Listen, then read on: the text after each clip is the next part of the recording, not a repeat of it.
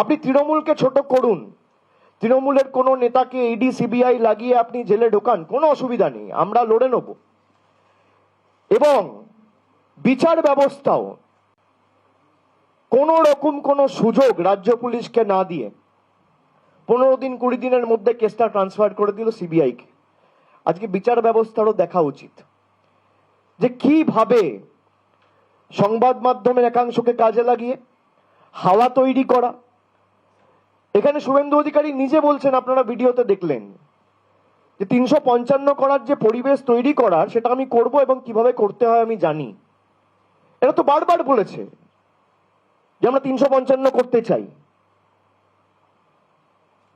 গতকালও বলেছে যে 2026-এ ভোট হবে না, সরকার ভেঙে দেবো, তার আগে নির্বাচন করব। বাংলার মানুষের ম্যান্ডেট এরা হজম করতে পারেনি 2021 সাল থেকে।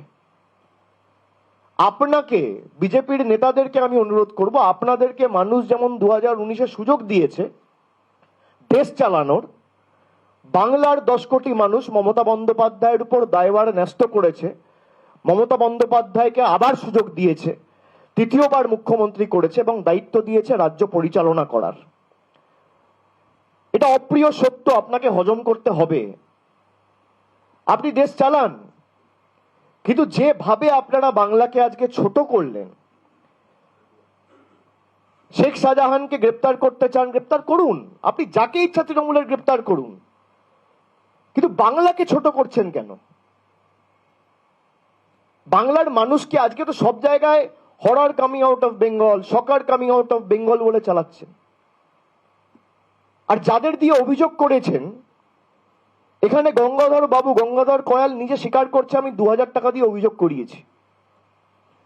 বাংলার প্রায় 10 কোটি মানুষের সম্মান, 50% মহিলা, 4 কোটির অধিক মা, দিদি, বোন, বৌদি, এদের সম্ভ্রম আপনারা দিল্লিতে বিক্রি করে দিয়েছেন 2000 টাকার বিনিময়ে। মানুষ দেখুক আজ,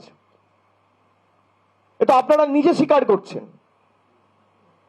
রেখা পাত্র যে বিজেপির ওখানে প্রতিদ্বন্দ্বী, বিজেপির পদ্মফুল চিহ্নে লড়াই করছে, যার সাথে প্রধানমন্ত্রী কথা বলেছে, সে 2000 টাকা নিয়ে কমপ্লেন করেছে। আমি বলছি না, গঙ্গাধর কয়াল বলছে।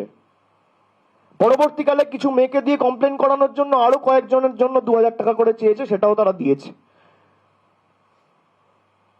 বিজেপির মন্ডল সভাপতি, তাকে যখন জিজ্ঞেস করা হচ্ছে যে কি খালি হাতে হবে, বলছে না, খালি হাতে হবে না, বন্দুক লাগবে, বোম লাগবে, পিস্তল লাগবে, মদের বোতল লাগবে। এবং উনি বলছেন প্রতি বুথে 5000 টাকা করে মদের খরচ। ভারতবর্ষের প্রধানমন্ত্রী হওয়ার আগে 12 বছর গুজরাটের মুখ্যমন্ত্রী ছিলেন। গুজরাটে লিকার ব্যান করেছিলেন, মদ বিক্রি বন্ধ করেছিলেন। আর সেই বিজেপি দলের বাংলার 341টা মন্ডলের মধ্যে একজন মন্ডল সভাপতি বলছেন পার বুথে 5000 টাকা করে মদ লাগবে। বাংলায় 80,000 বুথ, তার মানে বিজেপির বাংলায় ইলেকশনে মদের বাজেট 40 কোটি। বাংলার মানুষ দেখুক, আমি বলছি না যে মদ খাইয়ে মানুষকে ভুল বুঝিয়ে তৃণমূলকে দমিয়ে রাখবো। মদের বাজেট 5000 বুথ প্রতি। গঙ্গাধর কয়ালের কথা, এই 30-32 মিনিট ভিডিওয়ে যে সমস্ত তথ্য উঠে এসছে, রাজ্যের মাননীয় মুখ্যমন্ত্রী যে কথাটা ফেব্রুয়ারি মাসে বলতেন, আপনারা কিভাবে খবর পরিবেশন করেছেন বলুন তো? পিঠে বানাতে, পুলি পিঠে বানাতে, পাটি সাপটা বানাতে শাহজাহান বাহিনী ডেকে পাঠাতো। আজকে দেখছেন বিজেপির লোকেরা যাদেরকে দিয়ে কমপ্লেন করিয়েছে, তারা বলছে আমরা টাকা দিয়ে ফেক কমপ্লেন করিয়েছি। সে নিজে স্বীকার করছে কোনো ধর্ষণ হয়নি, আমি ব্রেন ওয়াশ করিয়ে ফেক ধর্ষণের কেস রেজিস্টার করেছি। আমার কথা না, বিজেপির মন্ডল সভাপতির কথা। তার মানে সে মানছেন যে বাংলায় সন্দেশখালীতে কোনো ধর্ষণের কোনো ঘটনা ঘটেনি। আর 7 মাস আগে, 8 মাস আগেকার কেস করেছি, যাতে কোনো মেডিকেল রিপোর্টে ধরা না পড়ে যায়। সাধারণত 48-72 ঘন্টার মধ্যে আপনাকে মেডিকেল করাতে হয় রেপ কেস হলে, সেই প্রভিশন যাতে না থাকে, সেই কারণে আমি 6 মাস, 7 মাস, 8 মাস আগেকার ফলস, আগের ডেটের কমপ্লেন করিয়েছি। আপনি ভাবুন কতটা দুঃসাহস এদের। একটা রাজনৈতিক দল এবং তাদের নেতারা যে এতটা নিকৃষ্ট মানের, এতটা নিচু তলার, এতটা নির্লজ্জ, এতটা বেহায়া হতে পারে, এতটা নির্মম হতে পারে, আমার জানা ছিল না। নির্বাচন করতে গেলে রাজনৈতিকভাবে লড়াই করতে হবে, একে অপরকে আক্রমণ করবে, রাজনৈতিকভাবে প্রতিদ্বন্দ্বিতা হবে, সব ঠিক আছে। নির্বাচন করতে গেলে একে অপরকে তার বিরুদ্ধে বলতে হয়, সব ঠিক আছে, কিন্তু শালীনতার একটা গণ্ডি থাকা উচিত। আজকে তৃণমূলকে ছোট করতে গিয়ে, মমতা বন্দ্যোপাধ্যায়কে ছোট করতে গিয়ে বাংলাকে এরা ভারতবর্ষের 140 কোটি মানুষের কাছে 10 কোটি মানুষকে ছোট করেছে। আমরা বারবার বলেছি যে আপনারা তথ্য যাচাই করুন। হঠাৎ করে 2021-এর আগে শুরু হলো কয়লা কেলেঙ্কারি। আপনাদের নিজেদের বিবেক জিজ্ঞেস করেন যে কলিয়ারিগুলো গার্ড করে সিআইএসএফ, বলছে গরু পাচার। অনুব্রত মণ্ডল 1 বছর ধরে জেলে, এখনো পূর্ব বর্ধমানের কাটুয়ায় আজ থেকে 1 মাস আগে উত্তরপ্রদেশ থেকে গরু আসছে, ধরা পড়েছে। আর সীমানার দায়িত্বে কে থাকে? বর্ডারের দায়িত্বে বিএসএফ থাকে। কার অধীনে? অমিত শাহর অধীনস্থ। অমিত শাহ বাংলায় এসে বলছে বাঙ্গাল মে ঘুষপেট ঘুষ রা হ্যায়। তাহলে তো আপনার সবার আগে রিজাইন করা উচিত। স্বরাষ্ট্রমন্ত্রীর নাম অমিত শাহ, দেশের প্রধানমন্ত্রীর নাম নরেন্দ্র মোদী, ক্ষমতায় বিজেপি সরকার। আর বর্ডার যদি আপনি সুরক্ষিত না রাখতে পারেন তাহলে ব্যর্থ মমতা বন্দ্যোপাধ্যায়। কি সুন্দর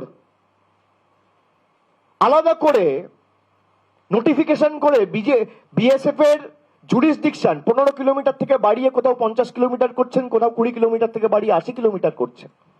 তারপরেও আপনারা ব্যর্থ। কিভাবে বাংলাকে এরা কুলসিত করেছে, কালিমালিপ্ত করেছে।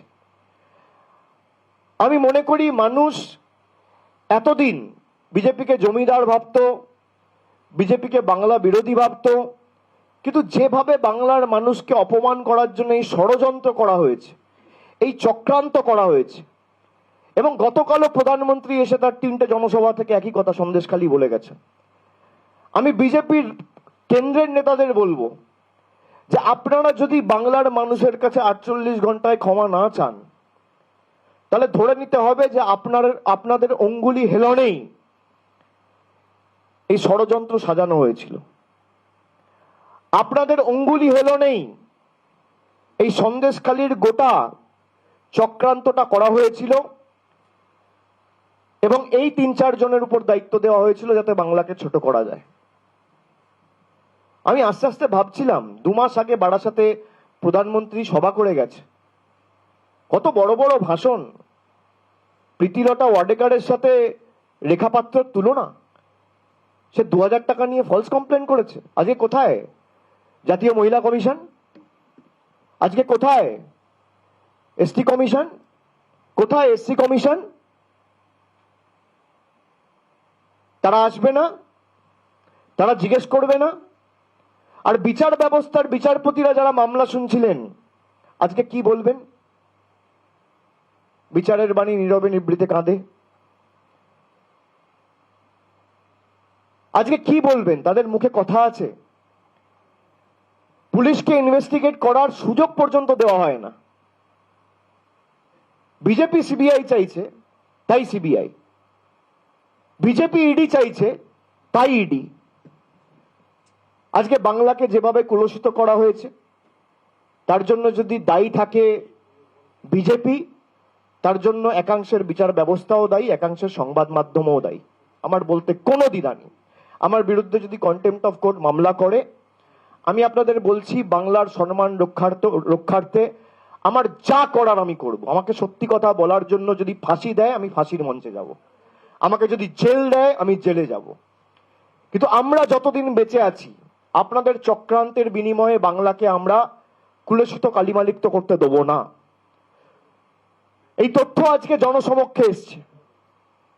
আপনারা ভাবুন কিভাবে টানা 90 দিন, 100 দিন, মানে দিনে যদি 24 ঘন্টা হয়, 20 ঘন্টা স্ক্রিন টাইমে একদম ওয়াল টু ওয়াল কভারেজ। আজকে কটা সংবাদ মাধ্যম দেখাচ্ছে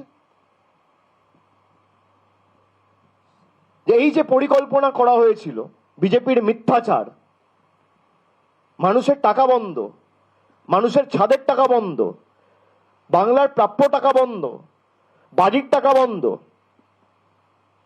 তারা লক্ষ্মীর ভান্ডার বন্ধ করতে চায়, বিজেপির নেত্রী বলছে, আমি বলছি না।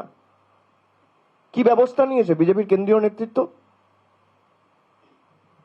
আজকে প্রায় 20 দিন হয়ে গেল, কোনো ব্যবস্থা নেয়নি। আর এই ভিডিওতে যে ভিকটিম, সে নিজে স্বীকার করছে যে আমাকে দিয়ে লেখানো হয়েছে, আমি জানতাম না, আমাকে যদি বলতো তাহলে আমি করতাম না।